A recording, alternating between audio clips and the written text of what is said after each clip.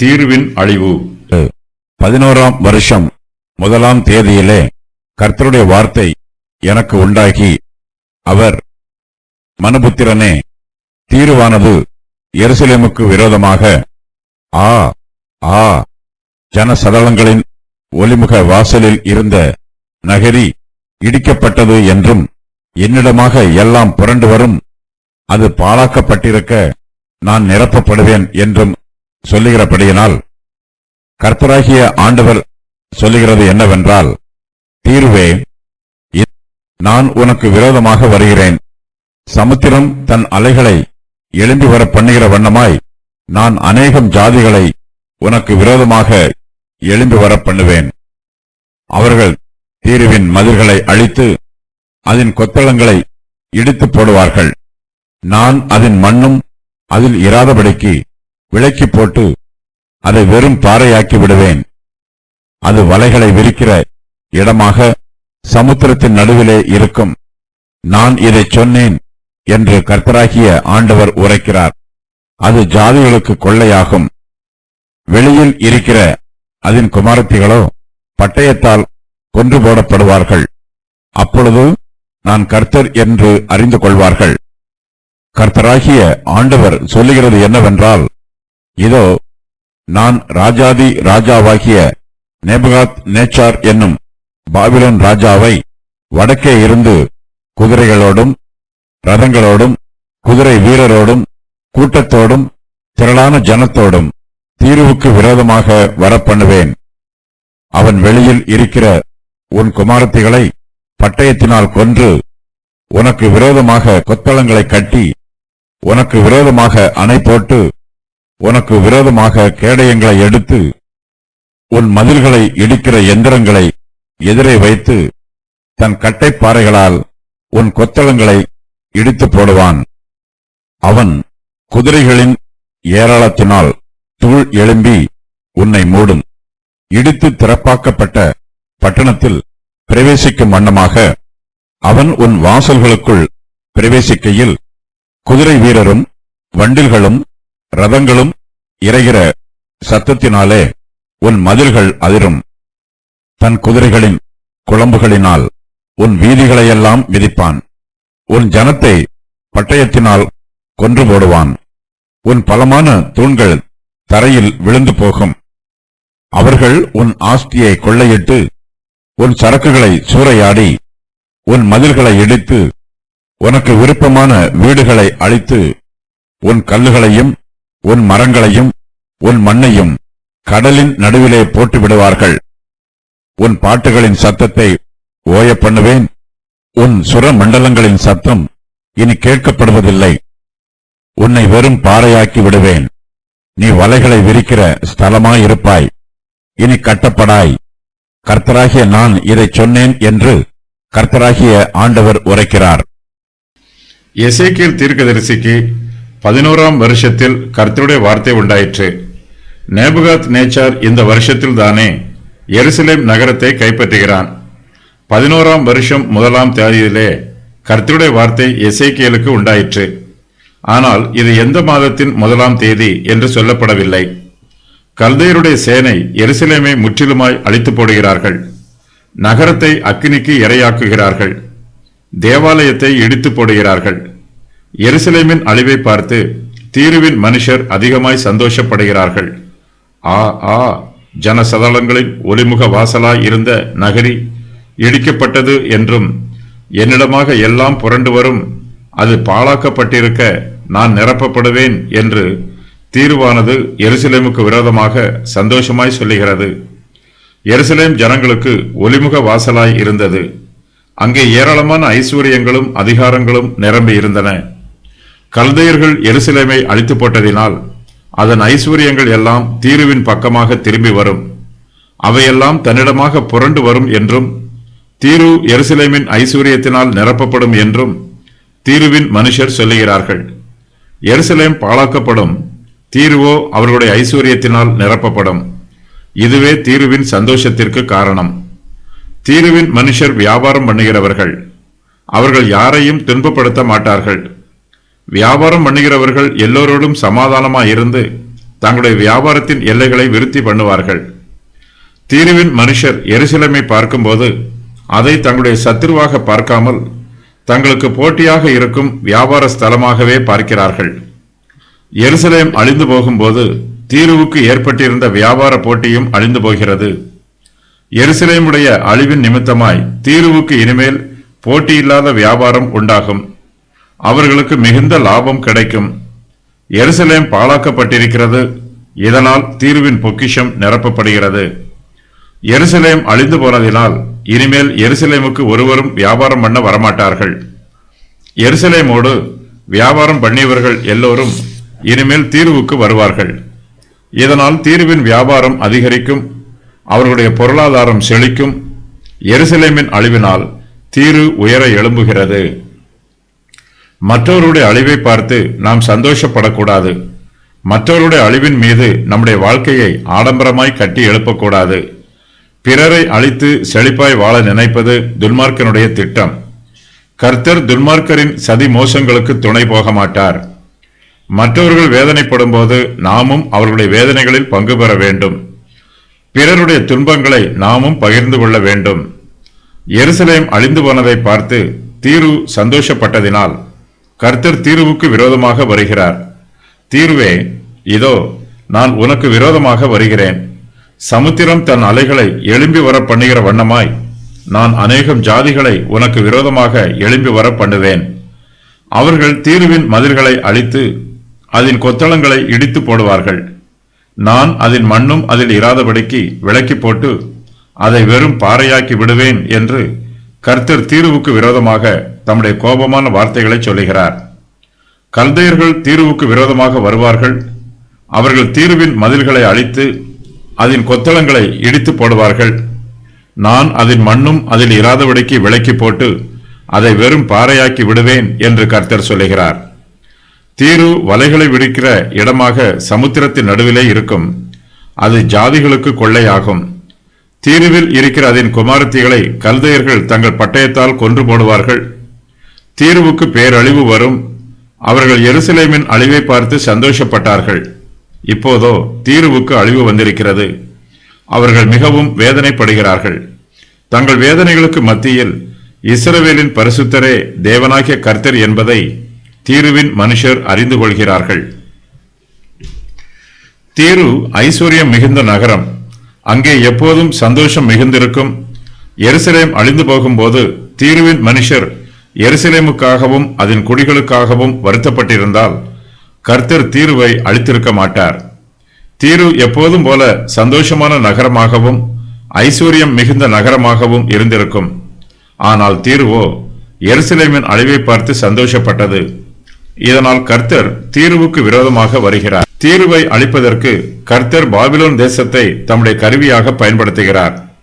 அவர் ராஜாதி ராஜாவாகிய நேபுகாத் நேச்சார் என்னும் பாபிலோன் ராஜாவை தீருவுக்கு விரோதமாக அனுப்புகிறார். அவன் வடக்கே இருந்து குதிரைகளோடும் ரதங்களோடும் குதிரை வீரரோடும் கூட்டத்தோடும் திரளான ஜனத்தோடும் தீருவுக்கு விரோதமாக வருவான். பாபிலோன் தேசத்தாரோடு பல தேசத்தார் இராணுவ உடன்படிக்கை செய்திருக்கிறார்கள். கல்தையருடைய சேனை ஒரு தேசத்திற்கு விரோதமாக யுத்தம் பண்ண போகும்போது அவர்களோடு உடன்படிக்கை பண்ணி இருக்கிற மற்ற தேசத்தாரும் யுத்தம் பண்ண போவார்கள். எல்லா தேசத்தாரும் ஒன்றாய் சேர்ந்திருப்பதினால் கல்தையரின் சேனை பெரியதாயும் பலமுள்ளதாயும் இருக்கும். இந்த தேசங்களுக்கெல்லாம் பாபிலோன் தேசமே தலைமை தேசமாய் இருக்கிறது. அதன் ராஜாக்களுக்கெல்லாம் நேபுகாத் நேச்சாரே ராஜாதி ராஜாவாய் இருக்கிறான். பாபிலோன் தேசத்திலே ஏராளமானோர் சிறைப்பட்டிருக்கிறார்கள். பல ராஜாக்கள் நேபுகாத் நேச்சாருக்கு கப்பம் கட்டுகிறார்கள். அவர்கள் எல்லோருக்குமே நேபுகாத் நேச்சார் ராஜாதி ராஜாவாய் இருக்கிறான். ராஜாவே, நீர் ராஜாதி ராஜாவாய் இருக்கிறீர். பரலோகத்தின் தேவன் உமக்கு ராஜரீகத்தையும் பராக்கிரமத்தையும் வல்லமையையும் மகிமையையும் அருளினார். சகல இடங்களிலும் உள்ள மனு புத்திரரையும் வெளியின் மிருகங்களையும் ஆகாயத்து பறவைகளையும் அவர் உமது கையில் ஒப்புக் கொடுத்து உம்மை அவைகளையெல்லாம் ஆளும்படி செய்தார். பொன்னான அந்த தலை நீரே. தானியேல் 2:37-38. நேபுகாத் நேச்சார் வடக்கே இருந்து தீருவுக்கு விரோதமாக வருவான். அவன் குதிரைகளோடும் ரதங்களோடும் குதிரை வீரரோடும் திரளான ஜனத்தோடும் தீர்வுக்கு விரோதமாக வருவான். கர்த்தரே அவனை தீர்வுக்கு விரோதமாக வரப்பண்ணுகிறார். நேபுகாத் நேச்சார் வெளியில் இருக்கிற உன் குமாரத்திகளை பட்டயத்தினால் கொன்று உனக்கு விரோதமாக கொத்தளங்களை கட்டி உனக்கு விரோதமாக அணை போட்டு உனக்கு விரோதமாக கேடயங்களை எடுத்து உன் மதில்களை இடிக்கிற எந்திரங்களை எதிரே வைத்து தன் கட்டை பாறைகளால் உன் கொத்தளங்களை இடித்து போடுவான் என்று கர்த்தர் சொல்லுகிறார். நேபுகாத் நேச்சார் ஏராளமான குதிரைகளோடு வருகிறான். அதனால் எழும்பும் தூள் தீரு தேசத்தையே மூடி போடும். அவன் இடித்து திறப்பாக்கப்பட்ட பட்டணத்தில் பிரவேசிக்கும் வண்ணமாக தீருவின் வாசல்களுக்குள் பிரவேசிப்பான். அப்பொழுது குதிரை வீரரும் வண்டில்களும் ரதங்களும் இறைகிற சத்தத்தினால் தீருவின் மதில்கள் அதிரும். நேபுகாத் நேச்சார் தீருவுக்கு விரோதமாக நீண்ட காலமாய் முற்றுகை போட்டிருப்பான். முடிவிலே நேபுகாத் நேச்சாருக்கு வெற்றி கிடைக்கும். தீருவின் மதிலில் திறப்பு உண்டாகும். அவன் தன் குதிரைகளின் குளம்புகளினால் தீருவின் வீதிகளையெல்லாம் மிதிப்பான். நேபுகாத் நேச்சார் தீருவின் ஜனத்தை பட்டயத்தினால் கொன்று போடுவான்.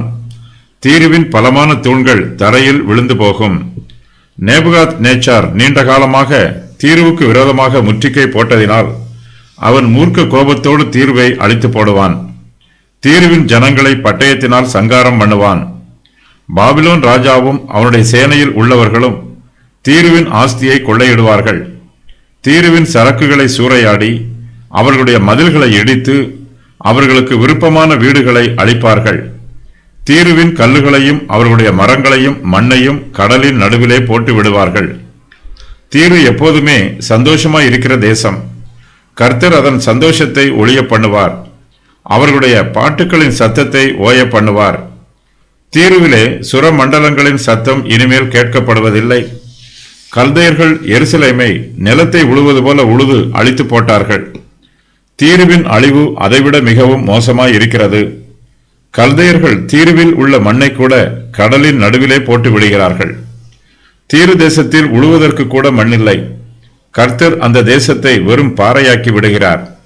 அந்த தேசம் வலைகளை விரிக்கிற ஸ்தலமாக இருக்கும். தீரு மறுபடியும் கட்டி எழுப்பப்படாது என்று கர்த்தராகிய ஆண்டவர் சொல்லுகிறார். கல்தையர்கள் தீருவின் மதில்களை அழித்து அதன் கொத்தளங்களை இழுத்து போடுவார்கள். கர்த்தர் அதன் மண்ணும் அதில் இராதபடிக்கு விலக்கி போட்டு அதை வெறும் பாறையாக்கி விடுவார். தீருவின் தரையிலே மண்ணே இருக்காது. அது வலைகளை விரிக்கிற வெறும் பாறையாய் இருக்கும். மீன் பிடிக்கிறவர்கள் தீருவின் பாறையிலே தங்கள் வலைகளை விரித்து உலர்த்துவார்கள். 11ஆம் வருஷம் 1ஆம் தேதியிலே என்பது யோயாக்கீனின் சிறையிருப்புக்கு பின்பு 11ஆம் வருஷம் ஆகும். எருசலேம் 11வது வருஷத்தில் விழுந்தது. இந்த தீர்க்க தரிசனம் அப்போதே நிறைவேற ஆரம்பித்தது. தீருவின் பட்டணத்தை அழிப்பதற்கு நேபுகாத் நேச்சாருக்கு 13 வருஷங்கள் ஆயிற்று. அவன் எருசலேமை முற்றுகை இட்டபோது பார்வோன் மீது யுத்தம் பண்ணி அவனை எகிப்திற்கு துரத்தி விட்டான். தீரு இதற்காகவும் யூதாவின் வீழ்ச்சிக்காகவும் மகிழ்ச்சி அடைந்தது. இந்த தீர்க்க தரிசனத்தில் தீருவின் அழிவு முன்னறிவிக்கப்பட்டிருக்கிறது. நிறைவேறிய முன்னறிவிப்புகள். தீருவே, இதோ நான் உனக்கு விரோதமாக வருகிறேன். சமுத்திரம் தன் அலைகளை எழும்பி வர பண்ணுகிற வண்ணமாய் நான் அநேகம் ஜாதிகளை உனக்கு விரோதமாக எழும்பி வர பண்ணுவேன். அவர்கள் தீருவின் மதில்களை அழிப்பார்கள். அதன் கொத்தளங்களை இடித்து போடுவார்கள். நான் அதன் மண்ணும் அதில் இராதபடிக்கு விலக்கி போட்டு அதை வெறும் பாறையாக்கி விடுவேன். அது வலைகளை விரிக்கிற இடமாக சமுத்திரத்தின் நடுவிலே இருக்கும். அது ஜாதிகளுக்கு கொள்ளையாகும். வெளியில் இருக்கிற அதன் குமாரத்திகளோ பட்டயத்தால் கொன்று போடப்படுவார்கள். நான் கர்த்தர் என்று அறிந்து கொள்வார்கள். நான் ராஜாதி ராஜாவாகிய நேபுகாத் நேச்சார் என்னும் பாபிலோன் ராஜாவை வடக்கே இருந்து குதிரைகளோடும் ரதங்களோடும் குதிரை வீரரோடும் கூட்டத்தோடும் திரளான ஜனத்தோடும் தீருவுக்கு விரோதமாக வரப்பண்ணுவேன். அவன் வெளியில் இருக்கிற உன் குமாரத்திகளை பட்டயத்தினால் கொன்று போடுவான். உனக்கு விரோதமாக கொத்தளங்களை கட்டுவான். உனக்கு விரோதமாக அணை போடுவான். உனக்கு விரோதமாக கேடயங்களை எடுப்பான். உன் மதில்களை இடிக்கிற எந்திரங்களை எதிரே வைப்பான். தன் கட்டைப்பாறைகளால் உன் கொத்தளங்களை இடித்து போடுவான். அவன் குதிரைகளின் ஏராளத்தினால் தூள் எழும்பி உன்னை மூடும். இடித்து திறப்பாக்கப்பட்ட பட்டணத்தில் பிரவேசிக்கும் வண்ணமாக அவன் உன் வாசல்களுக்குள் பிரவேசிக்கையில் குதிரை வீரரும் வண்டில்களும் ரதங்களும் இறைகிற சத்தத்தினாலே உன் மதில்கள் அதிரும். தன் குதிரைகளின் குளம்புகளினால் உன் வீதிகளையெல்லாம் மிதிப்பான். உன் ஜனத்தை பட்டயத்தினால் கொன்று போடுவான். உன் பலமான தூண்கள் தரையில் விழுந்து போகும். அவர்கள் உன் ஆஸ்தியை கொள்ளையிடுவார்கள். உன் சரக்குகளை சூறையாடுவார்கள். உன் மதில்களை இடிப்பார்கள். உனக்கு விருப்பமான வீடுகளை அழிப்பார்கள். உன் கல்லுகளையும் உன் மரங்களையும் உன் மண்ணையும் கடலின் நடுவிலே போட்டு விடுவார்கள். உன் பாட்டுகளின் சத்தத்தை ஓய பண்ணுவேன். உன் சுர மண்டலங்களின் சத்தம் இனி கேட்கப்படுவதில்லை. உன்னை வெறும் பாறையாக்கி விடுவேன். நீ வலைகளை விரிக்கிற ஸ்தலமாயிருப்பாய். இனி கட்டப்படாய். நேபுகாத் நேச்சாருக்கு கீழ் உள்ள தேசங்கள் தீருவுக்கு விரோதமாக எழும்பி வந்தன. தீரு என்னும் பெயருக்கு பாறை என்று பொருள். கடலில் பாய்ந்துள்ள நிலமுனை கோடியாக தீரு அமைந்திருக்கிறது. இது கற்பாறையான இடம். இதுவே தீருவின் முக்கியமான பகுதி. எல்லா கப்பல்களும் தீருவின் வழியாக வந்து போகும். ஆகையினால் தீரு செல்வ செழிப்பாக இருந்தது. தீருவை நேபுகாத் நேச்சார் அழிப்பான் என்று கர்த்தர் முன் அறிவிக்கிறார். தீரு என்னும் நகரம் என்றும் எழுதப்பட்டிருக்கிறது. நேபுகாத் நேச்சாருக்கு கீழ் பல ராஜாக்கள் இருந்தார்கள். ஆகையினால் இவன் ராஜாதி ராஜா என்று அழைக்கப்படுகிறான். ஆனாலும் இயேசு கிறிஸ்துவே மெய்யான ராஜாதி ராஜாவாக இருக்கிறார். அவர்கள் உன் ஆஸ்தியை கொள்ளையிட்டு என்று இந்த வசனத்தில் கூறப்பட்டிருக்கிறது. இதுவரையிலும் அவன் என்று ஒருமையில் கூறப்பட்ட சம்பவம் இப்போது பன்மையில் கூறப்பட்டிருக்கிறது. தீருவை நேபுகாத் நேச்சாரும் மேலும் பல ராஜாக்களும் அழித்து போடுகிறார்கள். எசேக்கியேல் 26 12 முதல் 14 வரை உள்ள வசனங்கள் மகா அலெக்சாண்டர் மூலமாக நிறைவேறுகிறது. அவன் தீருவிற்கு போக குறுக்கு பாதை கண்டுபிடித்து அந்த நகரத்தை 7 மாதங்களில் பிடித்ததாக வரலாறு கூறுகிறது.